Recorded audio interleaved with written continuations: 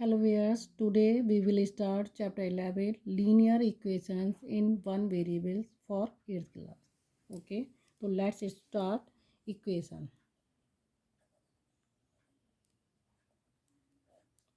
Equation क्या है? देखो, जहाँ हम क्या कहते हैं, इक्वेशन एक ऐसा स्टेटमेंट जहाँ हमारे जो दो एल्जेब्रिक एक्सप्रेशंस होते हैं वो क्या हो जाए, इक्वल हो जाए।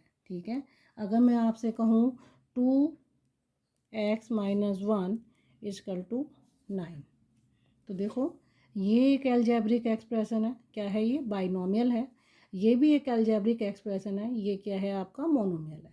तो एक ऐसा स्टेटमेंट, इक्वेशन क्या है? इक्वेशन एक ऐसा स्टेटमेंट जहाँ दो एल्जेब्रिक एक्सप्रेशन जो हो जाए इक्वल हो जाए। ठीक है, तो इक्वेशन किसे कहते हैं? Equation is an statement. ठीक है, एक ऐसा स्टेटमेंट दैट टू एक्सप्रेशंस क्या हो जाए वहाँ पे आपके, आर इक्वल। ठीक है, तो एल्जेब्रिक एक्सप्रेशन क्या है? आपका एक स्टेटमेंट है जहाँ दो एक्सप्रेशंस इक्वल हो जाते हैं। ठीक है, अगर मैंने आपसे बोला 2x-1 इजकल टू 9 है, ठीक है, तो ये एक आपकी इक्वेशन है। x की कोई जो वेरिएबल है x, इसकी कोई ना कोई वैल्यू होगी जो इसको सेटिस्फाई करेगी इक्वेशन को। ठीक है, तो ये आपका क्या हो जाएगा, इक्वेशन। अब इक्वेशन देखो कई टाइप्स की होती हैं, लेकिन हम इस चैप्टर में लीनियर इक्वेशन पढ़ेंगे। ठीक है, अब लीनियर इक्वेशन क्या है? तो लीनियर इक्वेशन जहाँ आपकी ax plus V equal to 0 हो जाए उसे कहते हैं लीनियर। लीनियर का मतलब है ये जो आपका x वेरिएबल है, ठीक है, ये x वेरिएबल इसकी पावर क्या होगी, पावर ऑफ x। ठीक है, जो वेरिएबल है उसकी पावर क्या होगी, 1। एक्स वेरिएबल की पावर 1 होगी और ए क्या होगा आपका, नॉट इक्वल टू 0। कभी भी आपका ए 0 नहीं होगा। ठीक है, जहाँ ए और बी, ठीक है, दोनों क्या हैं, इंटीजर हैं। कुछ भी हो सकते हैं, नेचुरल नंबर भी हो सकते हैं ए और बी, और क्या है आपका होल नंबर या इंटीजर, कुछ भी हो सकते हैं। तो इसे क्या कहते हैं, लीनियर इक्वेशन जहाँ एक्स की पावर क्या होगी, 1 होगी। ठीक है, इसे बोलते हैं हम लीनियर इक्वेशन। और जहाँ वेरिएबल हमारा एक हो, ठीक है, कई बार क्या होता है वेरिएबल हमारे, देखो इस फॉर्मेट में भी आता है 5x-3y इजकल टू 3। देखो, अब यहाँ पे देखो आप, एक वेरिएबल आपका x है, एक वेरिएबल आपका y है। तो यहाँ कितने वेरिएबल हैं यहाँ पे आपके, 2 वेरिएबल। और आप पावर देखो दोनों की, x की पावर 1 है, y की पावर भी 1 है। तो यहाँ पावर क्या है, पावर ऑफ बोथ वेरिएबल्स, दोनों की पावर्स क्या है यहाँ पे, 1 है, 1 1 है। ठीक है, तो इस टाइप की इक्वेशन को क्या बोलते हैं, linear equation in two variable. जहाँ दो वेरिएबल्स आपके आएंगे उसे बोलेंगे linear equation in two variable. अगर दो वेरिएबल हैं तो आप बोलेंगे टू वेरिएबल्स की इक्वेशन है। और लीनियर इक्वेशन क्यों बोलते हैं इसको हम, क्योंकि यहाँ पे दोनों वेरिएबल्स की पावर 1 है, इसलिए आप इसको लीनियर इक्वेशन कहते हैं। ठीक है, दूसरी टर्म्स देखो आप, देखो एक आपने ये भी पढ़ना है अभी इस चैप्टर में, सॉल्यूशन या फिर रूट। ये सॉल्यूशन या रूट क्या है? ठीक है, तो सॉल्यूशन और रूट आपके क्या हैं, जो भी ये वेरिएबल है, ठीक है, इस वेरिएबल की जो एक पर्टिकुलर वैल्यू होगी उसको हम क्या कहते हैं, जो इस इक्वेशन को सेटिस्फाई कर दे। जैसे मैंने बोला 2x-3 इजकल टू 4। ठीक है, या आप 8 भी कर सकते हो, कुछ भी कर सकते हो। तो यहाँ x की वैल्यू, ठीक है, आप कितनी लोगे, आप चलो इसको कर दो 2x-4, 2x-3 इजक्वल टू 4 कर रहे हैं आप, तो यहाँ x की कोई ना कोई यहाँ वैल्यू होगी जो आपका आंसर यहाँ पे क्या देगा, 4 देगा। ठीक है, तो देखो अगर मुझे x की वैल्यू यहाँ पे पता करनी है तो x की वैल्यू आप कैसे निकालेंगे, यहाँ देखो 2 है, ये 4, ये इधर चला जाएगा +3। ठीक है, x इक्वल टू 7/2। तो देखिए x की वैल्यू अगर मैं 7/2 रख दूंगी तो आप देखिए आपका आंसर यहाँ पे क्या आएगा, 4 आएगा। इट मीन्स ये जो आपने वैल्यू निकाली है इसी को आप क्या बोलते हैं, सॉल्यूशन या फिर रूट, इसको रूट बोलते हैं। यानी x की वैल्यू यहाँ रखते ही ये इक्वेशन जो है सेटिस्फाई हो जाएगी, LHS। ठीक है, अब देखो हर इक्वेशन में एक LHS होता है, ये इक्वल साइन है, इक्वल साइन के इधर और इधर देखो इसको क्या बोलेंगे, और इधर अगर आपके राइट हैंड साइड की तरफ है इसे बोलते हैं RHS। ठीक है, और इक्वल के लेफ्ट हैंड साइड, आपका अपना लेफ्ट हैंड है तो उस साइड बोलते हैं उसे LHS।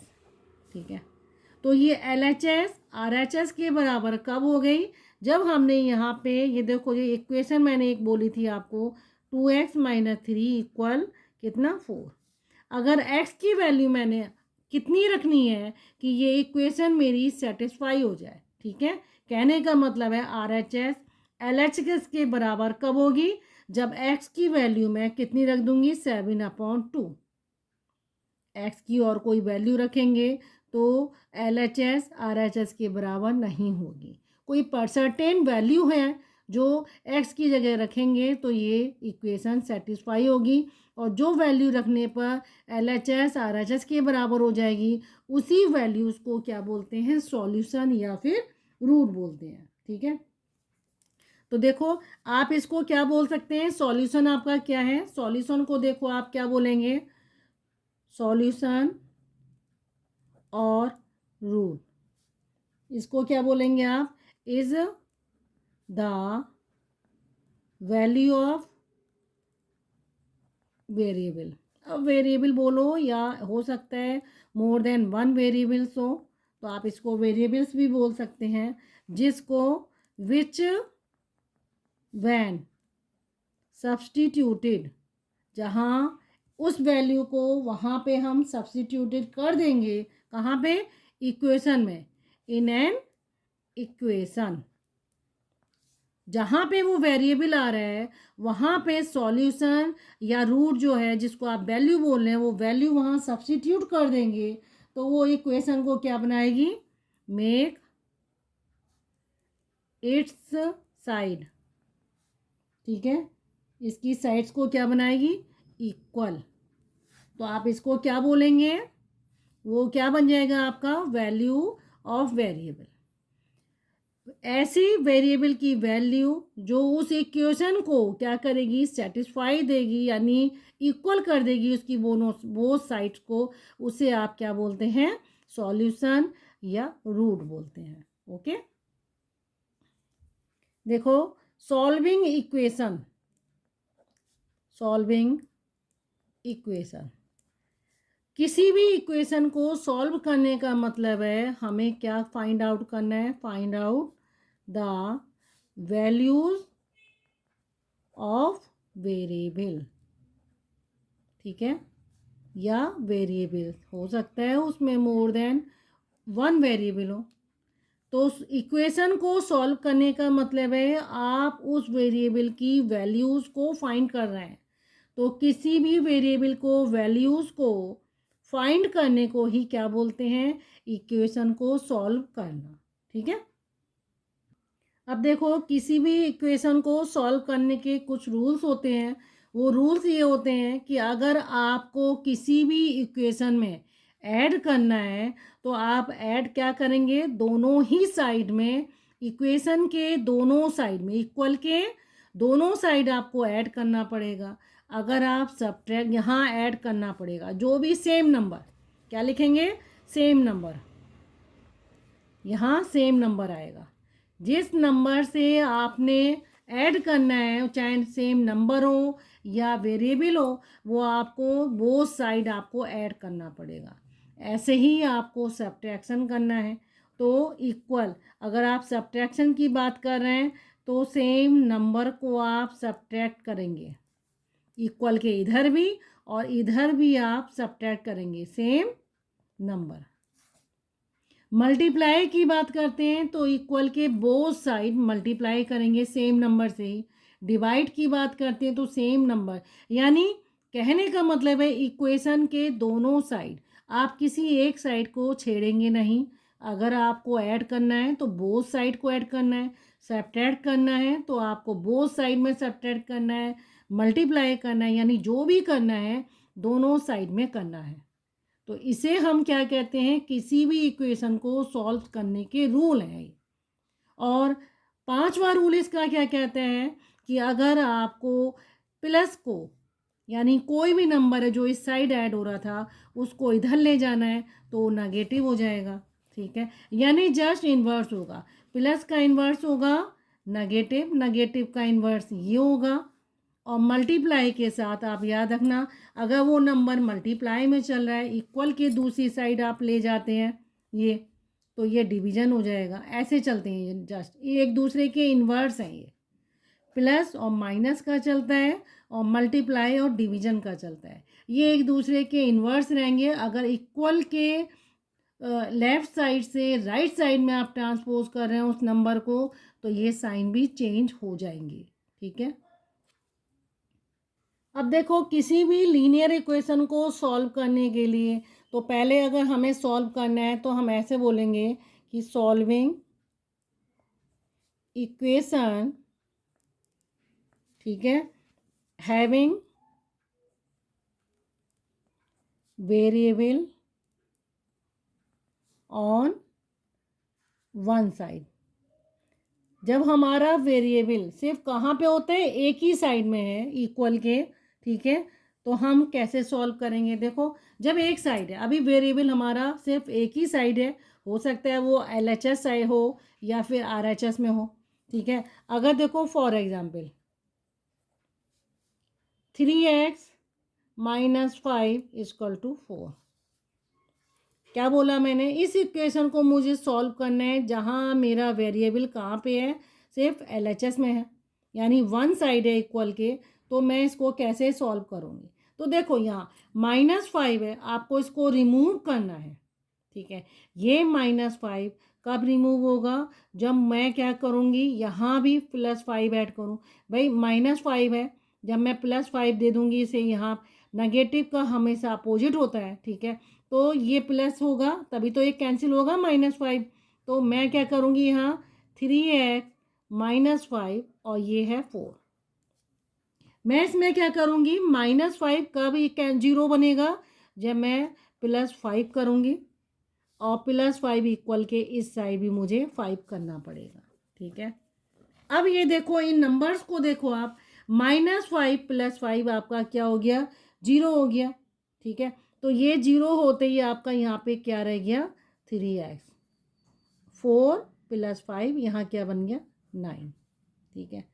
अब देखो आप यहाँ पे क्या करोगे, ये 3 मल्टीप्लाई में है, ये 3 कब कैंसिल होगा, जब नीचे भी मेरा क्या हो जाए, मैं नीचे भी 3 से डिवाइड कर दूँ। तो जब मैं यहाँ 3 से डिवाइड करूँगी, मुझे यहाँ भी 3 से डिवाइड करना पड़ेगा। तो ये 3 क्या हो जाएंगे, कैंसिल हो जाएंगे। यहाँ क्या बचेगा, सिर्फ x बचेगा, और 9/3 को आप जब डिवाइड करेंगे तो ये आ जाएगा 3। इनको हम इस तरीके से करते हैं, ठीक है। कोई दूसरा एग्जाम्पल देखो, मैं आपको बताती हूँ। फॉर एग्जाम्पल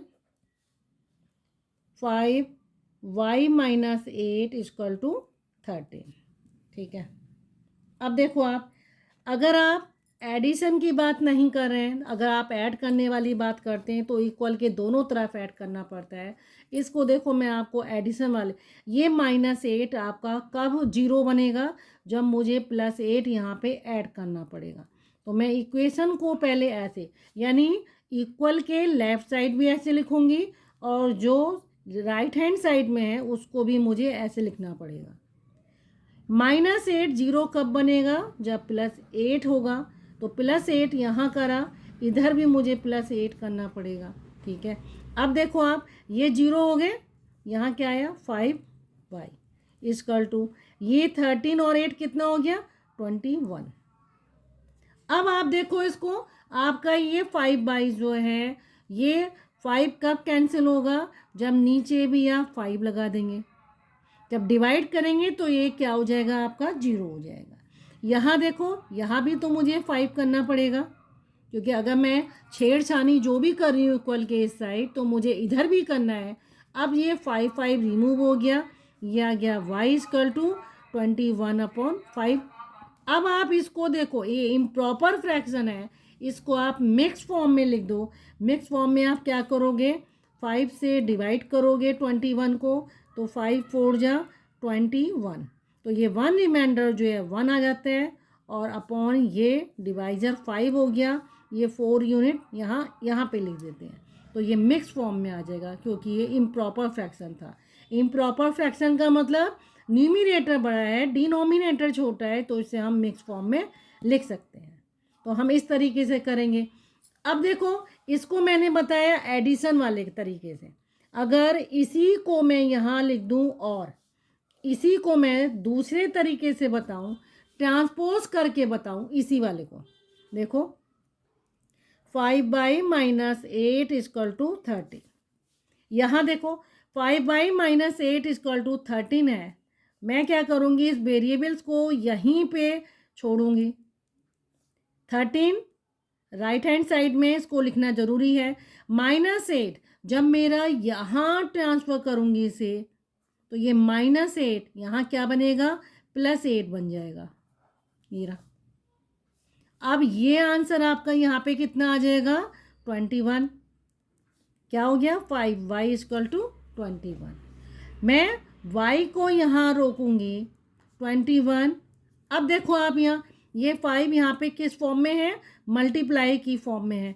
जब मेरा यहाँ जाएगा तो ये क्या बन जाएगा, चाहे तो आप डिवीज़न ऐसे लिख दो, या फिर आप 21/5 लिख दो। तो ये यहाँ मल्टीप्लाई, यहाँ डिवीज़न की फॉर्म में आएगा, और ये आपका जो माइनस साइन है यहाँ प्लस हो जाएगा। आपको ध्यान ये देना है कि LHS जो भी है, अगर आप जो भी चीज़ कर रहे हैं, यहाँ से उठा के यहाँ ट्रांसपोज कर रहे हैं उसको, तो पहले लेफ्ट हैंड साइड में जो भी है एक्सप्रेशन उसको लिखे रहने दिए, उसके बाद आप इसको करेंगे। यानी कि आप अगर इक्वल के इस साइड देखो, यहाँ सपोज कोई भी वैल्यू है, यहाँ भी कोई वैल्यू, यहाँ से उठा के यहाँ लेके आ रहे हैं, तो आप यहाँ ऐसा नहीं कि इसके बीच में लिख देंगे, नहीं, पहले आप यहाँ वाली वैल्यू लिखिए, फिर आप इसको उठा के जो ला रहे हैं वो यहाँ पे आएगा, प्लस माइनस जो भी है वो यहाँ पे आएगा। और यहाँ से इधर जब ले जा रहे हैं तो आपको ये लिखना है पहले इक्वल के साइड, जो चीज़ दी है तो आपको जो भी करना है यहाँ करना है, ठीक है, ऐसे ही यहाँ करना है। यानी इक्वल के इधर जो भी लिखा है उसको लिखे रहने दीजिए, उसके बाद में आपको छेड़छानी करनी है। ओके, अब देखो हमें इक्वेशन को सॉल्व करना है। सॉल्विंग इक्वेशन, ठीक है, क्या कर रहे हैं आप, इक्वेशन को सॉल्व कर रहे हैं। Solving equation having variable on both side, ठीक है, क्या हो जाएगा बोथ साइड। जब आपका वेरिएबल्स जो है, आपका वेरिएबल तो एक ही चल रहा है, आपका लीनियर इक्वेशन 1 वेरिएबल में कर रहे हैं, तो having variable on both side, ठीक है। तो आप इसको देखो कैसे सॉल्व करोगे। फॉर एग्जांपल कोई एक ऐसा एग्जांपल लो जहाँ वेरिएबल आपका दोनों साइड में हो, तो देखो 7x - 8 इक्वल टू 5x + 2, ठीक है। अब देखो इसको हम कैसे सॉल्व करेंगे। जब आपका वेरिएबल्स बोथ साइड है, यहाँ देखो x इधर भी है, x इधर भी है, तो आप क्या करेंगे, आप जो एडिशन सब्ट्रैक्शन मेथड को फॉलो करते हैं वो थोड़ा लॉन्ग मेथड हो जाती है, आप कोशिश करिएगा ट्रांसपोजिंग मेथड। तो देखो ट्रांसपोजिंग में हम क्या करते हैं, ये जो -8 है, मैं पहले इसको इधर ले जाऊंगी, ठीक है। मैं -8 को ट्रांसपोज करूंगी कहाँ, लेफ़्ट से राइट में जाऊंगी। तो 7x इक्वल टू, अब यहाँ जो ऑलरेडी लिखा है उसको मुझे लिखना है 5x + 2। मैं सिर्फ किसको ट्रांसपोज कर रही हूँ, इस वाले को। -8 को यहाँ लाना है मुझे। अब ये साइन के साथ जब -8 आएगा तो यहाँ क्या बनेगा, प्लस। तो मैं यहाँ क्या लिखूँगी, +8, ठीक है। आपका क्या हो जाएगा, अब यहाँ वाले को सॉल्व करो। 7x इक्वल टू 5x + 10 हो जाएगा। अब आपको क्या करना है, देखो कांस्टेंट टर्म हमेशा कोशिश करिएगा कि RHS में रखिए, और जो वेरिएबल है उसे आप LHS में लेके जाइएगा, क्योंकि हमें वेरिएबल की ही वैल्यू फाइंड करनी होती है। अब देखो मैं क्या करूँगी, 7x मैंने लिख लिया, ठीक है। पहले मैं LHS में जो भी लिखा होता है उसको लिखना है मुझे। 5x को इधर ट्रांसपोज करूँगी, ये साइन कौन सा है, प्लस का साइन है, यहाँ पे इधर चला जाएगा तो ये माइनस बनेगा। तो मुझे यहाँ पे क्या लिखना है, -5x इक्वल कर दिया। यहाँ क्या बचा, 10 बचा। +10 प्लस लिखने की ज़रूरत नहीं है, 10 से भी समझ में आता है कि +10 है। आप इसको सॉल्व कर लिए। 7x में 5x लेस करेंगे तो आपका आ जाएगा 2x = 10, ठीक है। अब देखो आप x, अब मुझे क्या करना है, 2x में से सिर्फ 2 को रिमूव करना है, x को लिखे रहना है यहाँ पे। यहाँ 10 यहाँ छोड़ूंगी, 2 यहाँ से इधर जब ट्रांसपोज होगा तो 2 यहाँ कौन से साइन पे चल रहा है, मल्टीप्लाई चल रहा है। जब मैं यहाँ लेके जाऊंगी तो ये मल्टीप्लाई वाला साइन यहाँ डिवीजन में आ जाएगा। तो क्या लिखूंगी, चाहे 10 डिवीजन का साइन बना के 2 लिख दो, या 10 डिवाइडेड 2 लिख दो। 2 से इसको कैंसिल करिए, 5 आएगा। तो x की वैल्यू क्या आ जाएगी, 5 आ जाएगी।